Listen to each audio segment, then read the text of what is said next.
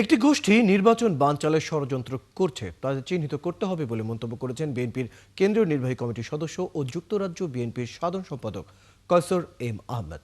বৃহস্পতিবার সুনামগঞ্জের শান্তিগঞ্জের পশ্চিম বীরগাঁও ইউনিয়নের এক কর্মী সভায় প্রধান অতিথির বক্তব্যে এই মন্তব্য করেন তিনি আরো বলেন, একটি অবাধ নিরপেক্ষ নির্বাচনের জন্য এদেশের মানুষ দীর্ঘদিন সংগ্রাম করেছে।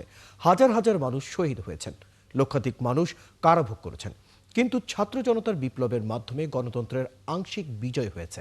নির্বাচনের মাধ্যমে তারেক রহমান প্রধানমন্ত্রী নির্বাচিত হলে গণতন্ত্রের পুরোপুরি বিজয় হবে বলেও মন্তব্য করেন তিনি। আর যারা নির্বাচন বানচালের চেষ্টা করছে তাদের ষড়যন্ত্র থেকে সতর্ক থাকতে নেতাকর্মীদের আহ্বান জানান তিনি। আজকে এই নির্বাচনের জন্য এক গোষ্ঠী মানুষ বানচাল করার চেষ্টা করতেছে। তাদের যে প্রেসিডেন্ট, এরা বাংলাদেশের স্বাধীনতার জন্য বিরোধিতা করেছিল।